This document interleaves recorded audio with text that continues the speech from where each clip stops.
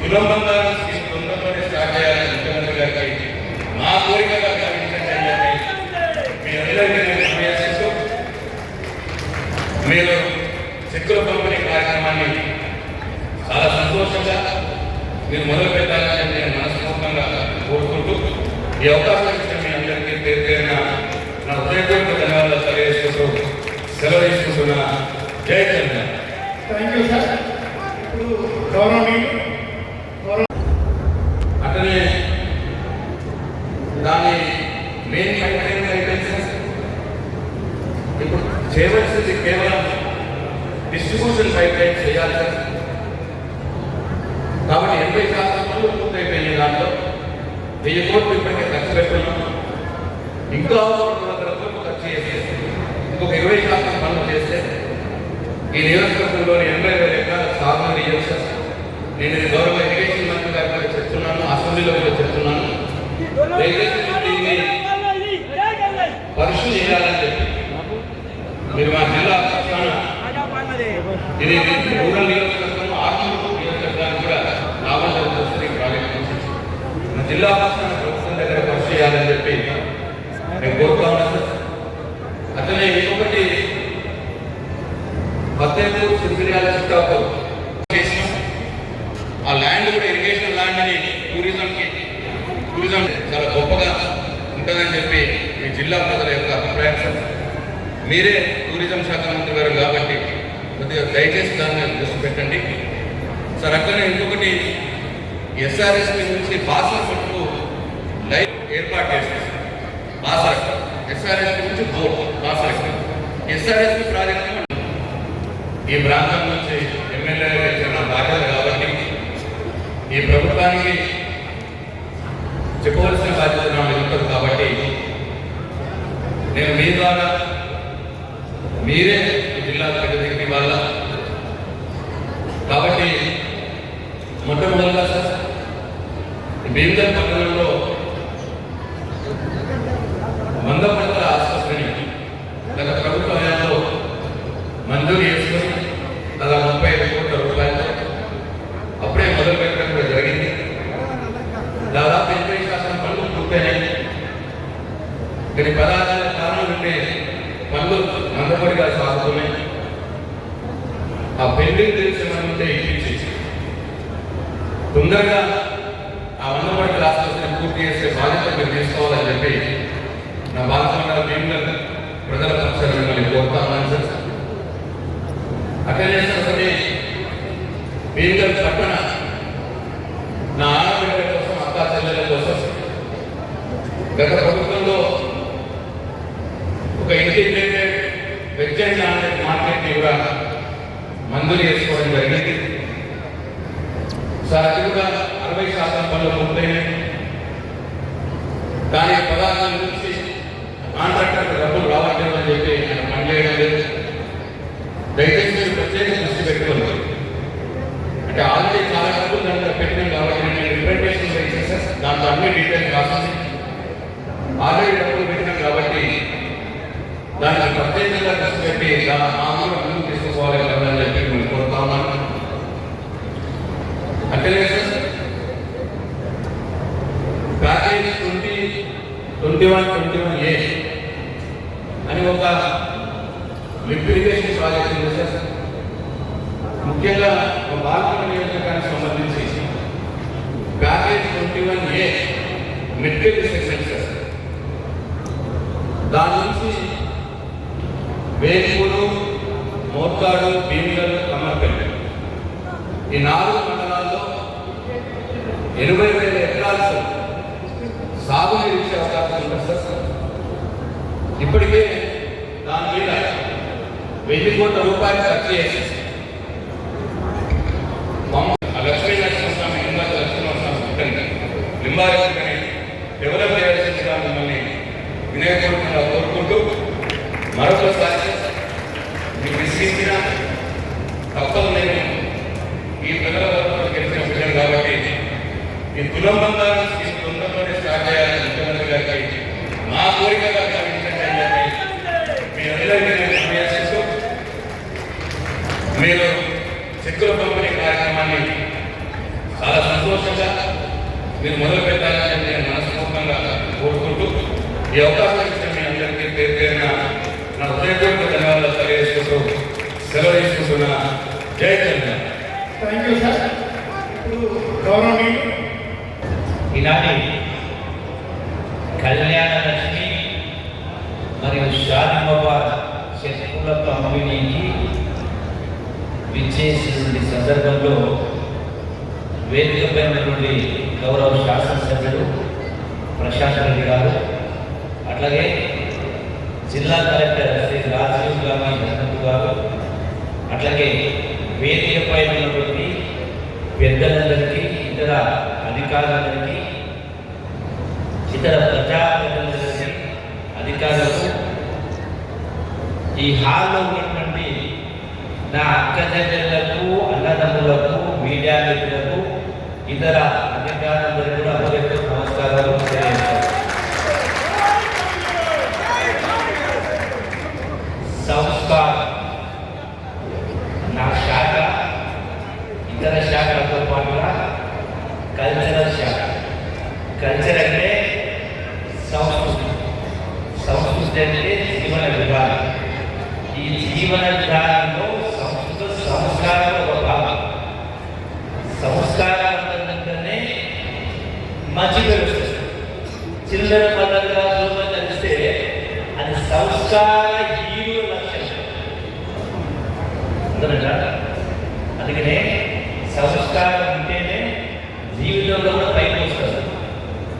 సంస్కార హీనంగా ఉంటే మనకు పశుపక్షాలకు వేరే ఉంటుంది. అందరు చెప్పేది వినాలి. ఎవరు చెప్పే మాటల్లో ఎంతని ఏంటంటే వాతావరణం మన మనసుకు అర్థం చేసుకోవాలి. రాజకీయాలు ఎలక్షన్ వచ్చినప్పుడు ఎవరి చూస్తే వాళ్ళు ఓటు వేసుకోవాలి, కానీ అందరు చెప్పేది వినాలి. కాబట్టి మొదటగా ఈ యొక్క చెక్కుల పంపిణీకి ఆలస్యంగా వచ్చినందుకు మిమ్మల్ని అందరినీ నన్ను మన్నించవలసిందిగా కోరుతా ఉన్నాను. ఆలస్యంగా వచ్చింది. రెండవది, ఈ కళ్యాణ లక్ష్మి చెక్కుల పంపిణీ సందర్భంగా మీరైనా, గౌరవ ప్రశాంత్ రెడ్డి గారైనా, మేమైనా రోజు మీతో పాటు ముచ్చటించే వాళ్ళగా రోజు మాట్లాడడం కాదు. కలుసుకున్న సందర్భంలో నాలుగు మంచి మాటలు మాట్లాడుకొని, వాస్తవాలు మాట్లాడుకొని, మీరేం చేయాలి, మేమేం చేయాలా, మీరేం చేసినట్టు అది సమస్యలో పోకుండా ఏం చేయగలదో మాట్లాడాలి. ఏమి చెయ్యాలి, ఏమి చెప్పినాం, ఏమి చెయ్యలేదు, చేసినవి చెయ్యనివి అన్నీ కూడా మనం అవలోకనం చేసుకోవాలి, అర్థం చేసుకోవాలి. మొదటగా కళ్యాణ లక్ష్మి చెక్కులు సంబంధించి ఈ నిధులతో ఆ ప్రైవేట్ చెప్పిన నిధులను నిరుపయోగకుంటే వాళ్ళకి నెలకు 10,000 చెల్లిస్తే మహాగా 10 మందిని చెల్లిపెట్టిన నెలకు 10,000 ఖర్చు చేసి 1,00,000 సంవత్సరానికి 10 లక్షలు. ఆయన 1 గ్రామాలు 70 లక్షలు ఖర్చు పెట్టాడు.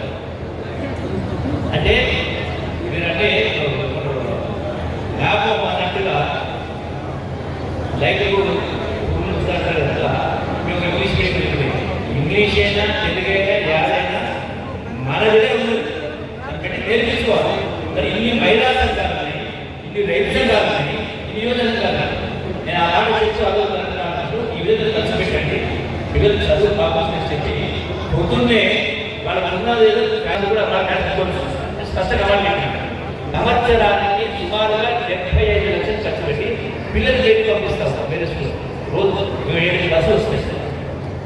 ఇవన్నీ గవర్నమెంట్ స్కూల్ ఎడ్యుకేషన్ ఈ దినచర్య ఏంటంటే నేను పొద్దున్నే తెల్లవారు 5 గంటలకు చేస్తాను. ఆయన ఎప్పుడు చేస్తారంటే పూలు చేస్తారు, ఇల్లు కంటే గుడిసెలు ఉంటారు సార్.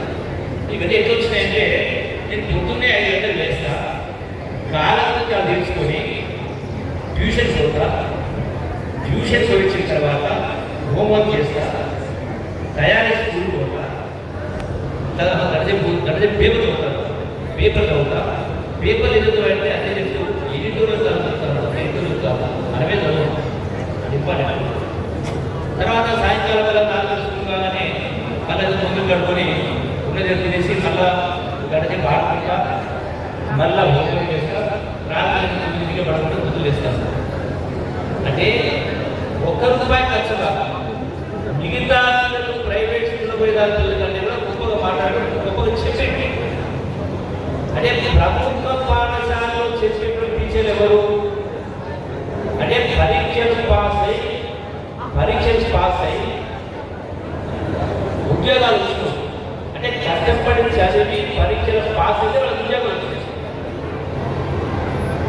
అంటే బాగా చెప్పాడు గవర్నమెంట్ స్కూల్ ప్రైవేట్ చెప్పే వాళ్ళు ఈ పరీక్షలు రాస్తే ఉద్యోగాలు రానివ్వాలి. ప్రైవేట్ స్కూల్లో 10,000 రోజులు పనిచేస్తారు. అంటే అర్థమేమి బాగా చెప్పే టీచర్ ఉన్న ప్రభుత్వ పాఠశాలలో పిల్లలు పంపలేము. అంతంత మాత్రం చెప్పేటువంటి పిల్లలకేమో పైసలు పంపిస్తున్నారు. దీనేమంటారు గుట్టెలకు చీరబడ్డట్టుగా వ్యవహారం నడుస్తామని చదువుతుంది. అందుకనే ఆ రోజు కార్యక్రమాల్లో నేను మాట్లాడుతూ ఆ వచ్చినప్పుడు బహుశా ఆ రోజు మీరు మంత్రి నేను మంత్రి కేసీఆర్ అవుతుంది. ఉదయం కలెక్టర్ కాన్ఫరెన్స్ నేను అరవై పర్సెంట్ సెక్షన్ ఉన్నా. నేను నా కన్సల్టెన్స్లో కలెక్టర్ ఉద్దేశిస్తూ బహుశా కలెక్టర్ ఉద్దేశిస్తూ దయచేసి కలెక్టర్ కూడా మీకు వచ్చేటువంటి సిఎస్ఆర్ కార్పొరేట్ సోర్సెస్ నిధులు వీటన్నిటి విద్య కోసం ఖర్చు పెట్టాలని చెప్పి ఎట్లా ఖర్చు పెట్టాలని చెప్పాను. ఎందుకంటే నేను ఒక ఎన్జిఓ ద్వారా నా తల్లిదండ్రులు సంస్థ ఆ సంస్థ ద్వారా ఎందుకంటే నేను గమనించాను ఈ యొక్క చూస్తాను పేదవాళ్ళ ఇంట్లో చదువుకునే పిల్లలు చదువుకునే కాకుండా ఉండదు. ఎందుకు ఉండదంటే ఒకటి పేదరికం కావచ్చు, వెనుకబడడం కావచ్చు, అప్పుల బాధ కావచ్చు, అలవాట్ల బాధ కావచ్చు, వ్యసనాలు కావచ్చు, టీవీల బాధ ఉండదు. అందుకని పిల్లల్ని పొద్దున్నే 7 గంటలు తప్పేది సాయంకాలం 7 గంటల దాకా రీటేక్ చేయాలి. ఎందుకు చెప్పినట్టే వీళ్ళు మా దగ్గర రేపటి గ్రామంలో నేను స్వయంగా చూసాను. ఒక స్కూల్ మీటింగ్ లాగా పోయి ఒకరికి పిల్లలు మాట్లాడాలంటే 3-4 పిల్లలు మాట్లాడాలంటే ఇంకొకరు మాట్లాడతారు. అద్దలాంటి లైన్ తీసుకొని అనంతరంగా లెక్కలు బాగా వినండి. తమాషాకు ఆశామాషకు చెప్పడం లేదు. మీకు ప్రేమతోని ఆ కోపంతో చెప్తా ఉన్నాం. చదువులో పెరిగిన 1వ తరగతి నుంచి ఇంటర్మీడియట్ అంటే 10 సంవత్సరాలు, డిగ్రీ అంటే 15 సంవత్సరాలు, పీజీ అంటే 12 సంవత్సరాలు. ఈ రోజున ఒక్కొక్క గ్రామంలో ఒక్కొక్క విద్యార్థి పైన 50 సార సంవత్సరాలు. ఈ 17 సంవత్సరాలు లెక్కేస్తే పీజీ కూడా లెక్కేస్తే సంవత్సరానికి సార సంవత్సరం 50,000 ఖర్చు పెడతారు. ఒక 1,00,000 2 లక్షలు ఇక్కడ 30,000 పెడతారు. అన్ని కలిసి సంవత్సరానికి 50,000 ఖర్చు పెడితే 17 సంవత్సరాలకు 50,000 చొప్పున 8,50,000. ఈ 17 సంవత్సరాలు 10 సంవత్సరాలు వడ్డీ కట్టినా 200 వడ్డీ. ప్రతి బ్యాంక్ వడ్డీ 6 ఏళ్ళకి డబ్బు అవుతుంది. ప్రైవేట్ వడ్డీ 3 ఏళ్ళకి. అంటే అసలు అనేది అయితే వడ్డీ 12 అంటే 20 లక్షల రూపాయలు అప్పు వచ్చి దగ్గర కొనుగోలు. కరెక్టా? రెండవది ఆరోగ్యానికి సంబంధించి నేను చూస్తా ఉన్నా, మీ ఎమ్మెల్యే గారు, మా సునీల్ చూస్తా ఉన్నా, అందరూ చూస్తా ఉన్నారు. ఏ దళాకారానికి పోయినా ఇప్పుడే చెప్పిన సంస్కారం గౌరవించుకోవాలి. పదవులు మర్యాద. ఏ దళాకారానికి పోయినా ఇసుకేస్తే రానంత జనం ప్రభుత్వ దళాకారులు ప్రైవేట్ దళాకారులు నడుస్తూ ఉన్నారు.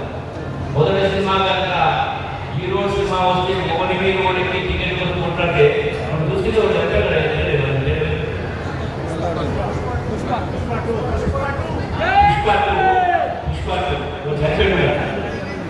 అంటే ఎందుకు రోజుకు 1 గంట మనది కాదంటే 1 రూపాయి ఖర్చు కాకుండా 1 గంట మనది కాదంటే దావకాల సువాసన లేకుండా నెల్లు తోడేడు జీవితం మనదే. మళ్ళీ ఉంటారు ఆశీర్వదిస్తేనే, మీరందరూ ఆశీర్వదిస్తేనే ఈ రోజున నేను మంత్రిగా ఉన్నా. నేను ఇక్కడ పాల్గొండలో పోటీ చేయకపోవచ్చు, గెలవకపోవచ్చు, పాల్గొండలో కాంగ్రెస్ గెలవకపోవచ్చు, కానీ రాష్ట్రంలో ప్రజలందరూ దాని విలువ భాగస్వామ్యం కలిసి నేను కాంగ్రెస్ పార్టీ అంటే శక్తి మాత్రమే. నేను మంత్రిని అయిన తర్వాత అంటే మీ ఆశీర్వాదంగా రాష్ట్ర ఆశీర్వాదంగా మంత్రిని అయినా కూడా మీ అందరి పైన నాకు కొంచెం కోపం ఉంది. ఎప్పుడైనా అందరిపైన, మా వాళ్ళ మీద, మీ వాళ్ళ మీద, నీళ్ళపై మీరు ఆచరించవచ్చు. అరే మీకు అధికారులు అంటే మా మీద నీకెళ్ళకూడదు, మీరు చిత్రించేసి మీ మీద మాపకూడదు అని నా మీద నీకెళ్ళకూడవచ్చు. ఎందుకంటే మహిళా సంఘాలు ఉన్నాయి, రైతు సంఘాలు ఉన్నాయి, యువజన సంఘాలు ఉన్నాయి, ఉద్యోగ సంఘాలు ఉన్నాయి, కార్మిక సంఘాలు ఉన్నాయి. మహిళా సంఘాల వాళ్ళు మా బావుగా వడ్డీ రాలేదు, వడ్డీ రాలేనటువంటి వడ్డీ మాఫీ కాలేదు అని బాధపడతా ఉంటారు. అవునా? కరెక్టా కదా? అట్లాగే ప్రభుత్వం ఇచ్చే పథకాలను నేను చెప్పినట్టుగా మాకు రాలని బాధపడతా ఉంటాం. నేనేమంటా ఉన్నా, మీ తాత ముత్తాతలు కష్టపడ్డారు, మీ తల్లులు కష్టపడ్డారు, మీరు కష్టపడ్డారు, మీ పిల్లలు కష్టపడ్డారు. దీనికి తోడు ప్రభుత్వాలు, గత ప్రభుత్వం అయినా ఈ ప్రభుత్వాలైనా ఎన్నో సంక్షేమ కార్యక్రమాలు, అభివృద్ధి కార్యక్రమాలు, పెన్షన్ అని, పెట్టుబడులని, రైతు భరోసాలని, రుణమాఫీ రకరకాలు చేస్తా ఉంటాం. అట్లా అభివృద్ధి ఇవ్వచ్చు. అయినా కూడా అప్పులు లేని వాళ్ళు ఉన్నారా దగ్గర? ఒకసారి అప్పులు ఉన్న వాళ్ళు చేసేది మహా అంటే ప్రశాంత్ రెడ్డి గారికి అప్పు లేకపోవచ్చు. ప్రజాపాలన అంటే పారదర్శకంగా తీసుకురావాలి, ప్రయత్నం చేయాలి. ప్రయత్నం చేయడం మన బాధ్యత, కానీ కాదు ప్రయత్నం చేయాలి. మనకు ఉన్నటువంటి అధికారులు ఉపయోగించాలి. రెండో మాట చెప్తాం, అందుకనే సూపర్వైజరీ అధికారులు పంచాయతీ చేయకపోతే ఆ పంచాయతీ నుంచి అధికారులు ఎప్పుడో మాత్రం వహించాలి, అతను చేయాలి. ఎంఆర్ఓ చెప్పి ఆగదు. ఒకవేళ ఎంఆర్ఓ అధికారం ఉన్నా పైకి ఉంటుంటారు, ఆయనకు అధికారం ఉన్నా పైకి ఉంటుంటుంది. చాలా తెలుసు. అట్లా చెప్పి అందరూ చెడ్డోళ్ళని, అందరూ మంచోళ్ళు, ఉద్యోగులైనా రాజకీయ నాయకులైనా ప్రతి కుటుంబాలకు మంచి చెడ్డ ఉంటుంది. అంటే మన ఆ విచక్షణ చేయాలి. కాబట్టి మీరు సూపర్వైజర్ కూడా తప్పనిసరిగా మూడు అంచెలు సూపర్వైజర్ కూడా లేకపోతే వాళ్ళని కూడా బాగా చేయాల్సి వస్తుంది కింద మీ అందరికీ ఏం చేస్తూ ఎవరు కూడా ఈ కళ్యాణ చెప్పులు అయిన తర్వాత తిరిగే కాదు. ఈ నిజామాబాద్ మాటలుగా నేను చూస్తే మీరు చెప్పిన మాటలు మీ ఎవరు చేసినట్టు మాకు మేమే ఖర్చు పెట్టుకుంటాం, మాకు మేము కూడా ఖర్చు పెట్టుకుని కార్యం చేస్తాం. కాబట్టి ఈ వేదిక ద్వారా మీ అందరికీ సవినయంగా విధి చేస్తూ ఇతర విషయాల్లో మాట్లాడలేదు. కాబట్టి గౌరవ శాసనం ప్రశాంత్ రెడ్డి గారు, మీకు శిక్షలు అనేది శాసనానికి నేను కొన్ని వారాన్ని చర్చించి కార్యం చేస్తాను. అయితే ఈ సందర్భంగా ఇంకో విషయం చెప్పాలి. ఏంటంటే మీరందరూ కూడా మంత్రానికి ఫైల్ వచ్చింది. ఫైల్లో ఏదంటే మళ్ళీ ఒకసారి పునరాలోచన చేయని అసిస్టెంట్ కమిషనర్ పునరాలోచన అభ్యర్థి నేను చూసి తక్షణమే ఈ రోజే నలుగురు సస్పెండ్ చేసి ఆడాల్సి నలుగురు సస్పెండ్ చేసి, అంటే వాళ్ళు ఎవరు నలుగురు వాళ్ళకు ఎప్పుడు పంచాయతీ లేదు. మరి అన్ని ఏమంటారు? నిర్లక్ష్యం. ఎందుకు కింద ఉన్నా ఏ పని చేయలేకపోయాడు అంటే చేసినా చేయకపోయినా మా ఏమన్నా మా ఈ ఏమంటారు మా ఇష్టం అధికంగా అంటే ప్రజలు ఎంత ఇబ్బందులు పడతా ఉంటే నిర్లక్ష్యం సూపర్వైజరీ ల్యాబ్స్ నలుగురు సస్పెండ్ చేసి నేను సుమారు 6 మాసాలు ఆ తెలంగాణ ఉద్యమం వచ్చినప్పుడు విద్యార్థులకు ఇచ్చినటువంటి ఉస్మాన్ పై మేడం మీకు తెలుసు ఎక్కడిగా తెలుసు ఇద్దరు ముందు తెలుసు మీరు ఆత్మహత్య చేసుకోవద్దు అవసరమైన పదవులు రాజధాని ఉస్మానియాలో 20,000 మంది విద్యార్థులకు మాట ఇచ్చిన తర్వాత ఆ ప్రకారం ఆట జరుగుతామని ఆ పరంపరలో రాజీనామా చేసి నేను రాజీనామా చేసిన 4 రోజులకే ఇక పేరు బాబాలు ఆనాటినటువంటి నాయకులు వాళ్ళ వల్ల ఉద్యోగాలు చేస్తున్నారు. అంటే మనం ప్రేక్షకులాగా ఉంటే మరి ఈ పదవులకు ఈ ఉద్యోగాలకు కాదు ఎవరిని కోరుకోవాలి మన కూడా ఏమైనా చిన్నైనా పెద్దైనా మన విద్యుత్ ధర్మ నిర్వహిస్తే ఒక ఆత్మ సంతృప్తి ఉంటుంది, ఒక తృప్తి ఉంటుంది. అందుకనే ఈ కళ్యాణ చక్ర విషయం కూడా అది కళ్యాణ చక్ర విషయమైనా అది బర్త్ సర్టిఫికేట్ అయినా డెత్ సర్టిఫికేట్ అయినా ఇన్కమ్ సర్టిఫికేట్ అయినా ఏది కూడా ప్రతి అధికారి సంతకం అనేది ప్రతి ఫైల్ మీద సంతకం చేయాలి, డేట్ వేయాలి. నేను ఫైల్ వెరిఫై చేస్తాను చూస్తాను కదా. కాబట్టి అంటే రెండో కూడా నాలో ఉంటాయి. ఒక అధికారి ఆ 3-4 ఇళ్ళ కూడా గంటనే కట్టండి పోవాలా, ఎక్కువ చేసుకుని రిపోర్ట్ చేయాలి. వాస్తవం రిపోర్ట్ చేయాలా, తప్పు రిపోర్ట్ చేయాలి. వాస్తవంగా తప్పు రిపోర్ట్ చేస్తే మాత్రం తక్షణమే సంబంధిత జిల్లాధికారి డీవైఫై చేసి ఆ అధికారి కరెక్ట్ ఉన్నా కూడా వేరే కారణంతో వేరే ఉద్యోగాలు కరెక్ట్ ఉన్నా తప్పు రిపోర్ట్ చేస్తే ఆ అధికారికి మెమో ఇవ్వాలి, ఛార్జెస్ ఇవ్వాలి. ఛార్జెస్ ఇవ్వకపోయినా ఇవ్వకపోయినా సూపర్వైజరీ అధికారిని బాధ్యత చేస్తాను. నేను ఒక ఎగ్జాంపుల్ చెప్తాను, సందర్భంగా ప్రశాంత్ నేను ఎన్నో పేర్లు చూసాను. సెల్కోటి మాట్లాడుతున్నాను, ఎవరినో బెదిరించాలంటే నేను మాట్లాడలేదు. మీ మీద కోపం లేదు, అధికారం నాకు కోపం లేదు. ఎప్పుడు కోపం ప్రజలందరూ ప్రేమ వాస్తవం. నేను ఎన్నో పేర్లు చూస్తూ ఉన్నప్పుడు వరంగల్కి వస్తూ కుటుంబ సమేతంగా యాదగిరి చూసి ఆ యొక్క లక్ష్మణ దర్శించిన తర్వాత ఇక్కడ దాకా వచ్చిన సమాజ శాఖ మంత్రిని ఉండబెట్టినది గుండగాలిపోయింది. అది మొత్తం తాకలు పెట్టుకుంది, మొత్తం తాకలు పెట్టుకుంటుంది. ఇదే దాని ఇంకొక ముందుకు వెళ్ళి తలనీళ్ళగా అక్కడ చూస్తే గోడకు 1 ఇంచు తాకలు పెట్టాలి, అక్కడే తలనీళ్ళు ఇస్తా ఉన్నారు.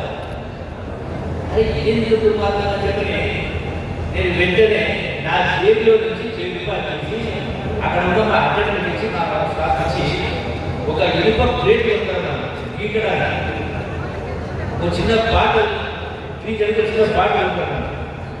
నేను గంట సేపు అక్కడ నిలబడి పక్కనే నాది చూస్తాను. నేను అక్కడ ఉండి దాన్ని మొత్తం క్లీన్ చేయించాను. 1 గంట లోపల 1000 రూపాయలు ఖర్చు చేసి అది మొత్తం శుభ్రమైంది. ఖర్చు అయ్యేంత 1000, టైం ఎంత గంట, మనిషి ఇద్దరే అగ్గికేవాళ్ళు శుభ్రమైంది. అక్కడి నుంచి ఇమీడియట్గా ప్రిన్సిపల్ సెక్రటరీ వెంకటరావు గారు ఫోన్ చేసి ప్రిన్సిపల్ సెక్రటరీ చార్జ్ ఎక్కడంటే హైదరాబాద్ మీరు తక్షణమే 50 రావాలన్నా తప్పదు రావాలన్నా వచ్చిన తర్వాత ప్రిన్సిపల్ ఆ మీటింగ్ పెట్టి ప్రిన్సిపల్ నుంచి ఆ అందరి సమక్షంతో సమీక్ష చేసి ఆదాయాన్ని ఖర్చు సమీక్ష చేసిన తర్వాత రోడ్డు మాట కనపడ్డాయి. అక్కడ ఉన్న 20 కోట్ల రూపాయలు డిపాజిట్ సంవత్సరం నుంచి ఆదాయంలో 215 కోట్ల రూపాయలు బయటపడింది.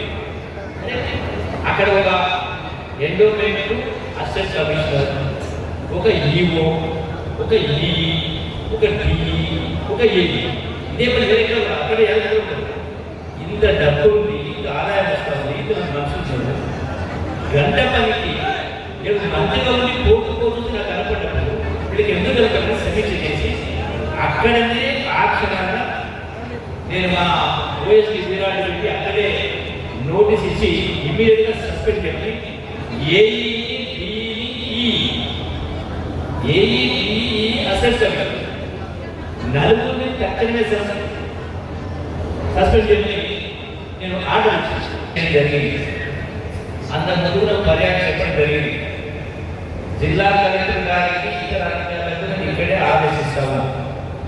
ఇక నుంచి ఈరోజు కళ్యాణ లక్ష్మి ఒకసారి ఏ కుటుంబంలో పేదవాళ్ళు పెళ్లి అయిందంటే ఆ పెళ్లి ఫోటో, పెళ్లి పత్రిక, ఆ రెండింటితో పాటుగా దరఖాస్తు, కులం దరఖాస్తు, ఆదాయం సర్టిఫికేట్ దరఖాస్తు, వయసు సమయ దరఖాస్తు, సర్టిఫికేట్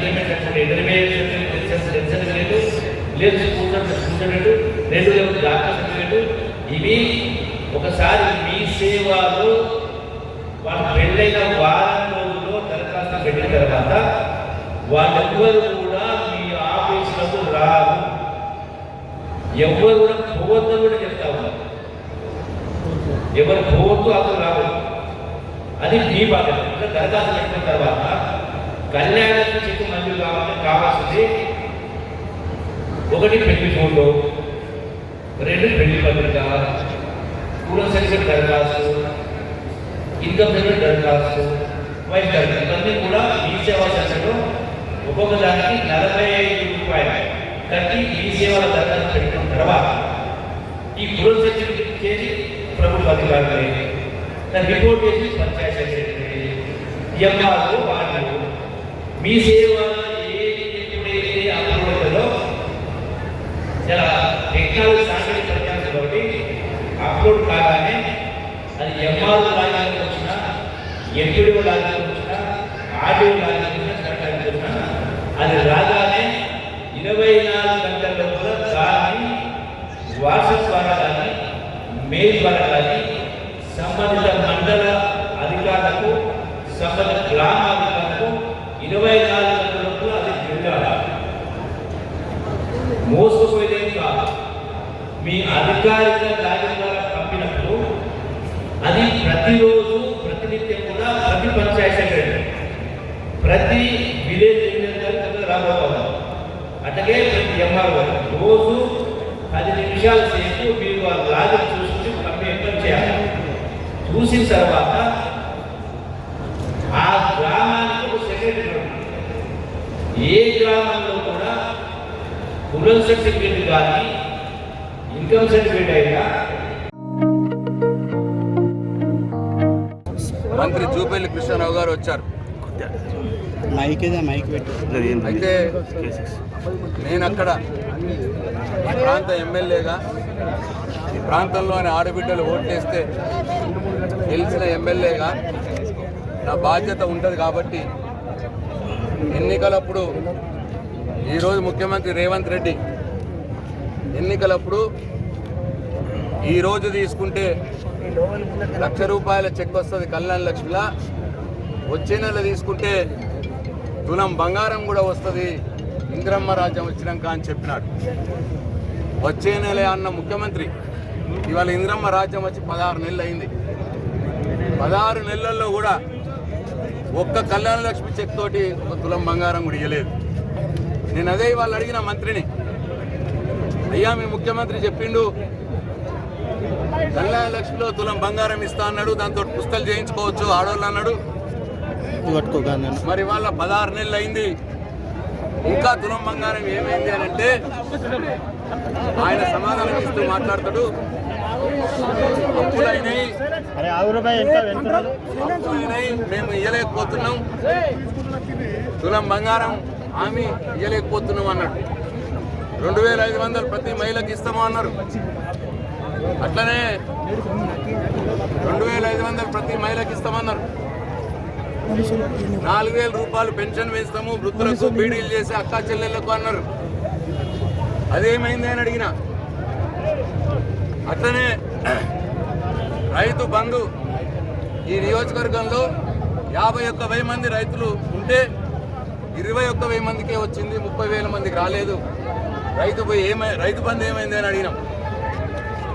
రైతు భరోసా మార్చి 31 లోపల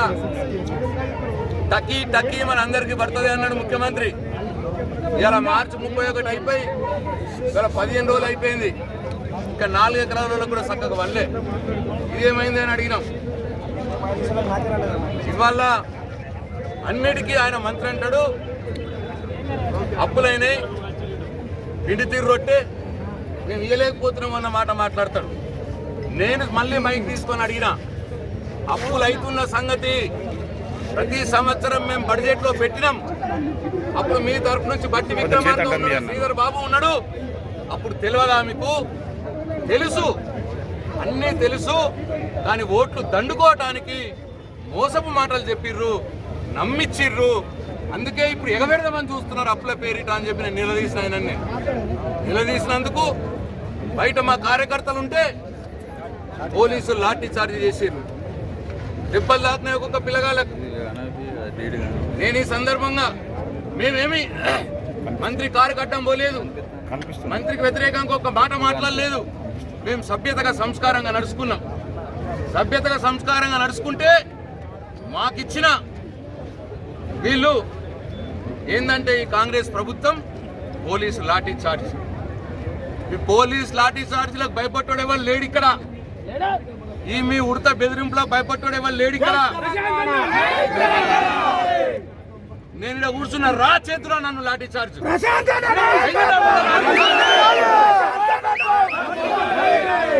నువ్వు ఎంతమంది పోలీసుల లాఠీ చార్జ్ చేయించినా తులం బంగారం అడగక మానము. 2,500 మహిళలకు ఇచ్చేదానిక మేము అడగకుండా ఉండము. రైతు రుణమాఫీ మొత్తం అయిందాక మిమ్మల్ని నిలదీస్తాం. రైతు భరోసా మొత్తం ఇచ్చిందాక మిమ్మల్ని నిలదీస్తాం. 4,000 రూపాయలు పెన్షన్ పెంచేదానిక, ఆడబిడ్డలకు బీడీలు చేసే అక్క చెల్లెలకు 4,000 రూపాయలు పెన్షన్ పెంచేదానిక కూడా నేను నిలదీస్తూనే ఉంటాం. నీ లాఠీ దెబ్బలకు బెదిరేటోడు ఎవరు లేడు అని చెప్పి నేను ఖబర్దార్ కాంగ్రెస్ గవర్నమెంట్, ఖబర్దార్ ఈ స్థానిక కాంగ్రెస్. మీ ప్రతిరోజు everyday is not Sunday book లో రాస్తున్నాం పోలీస్ అధికారులది.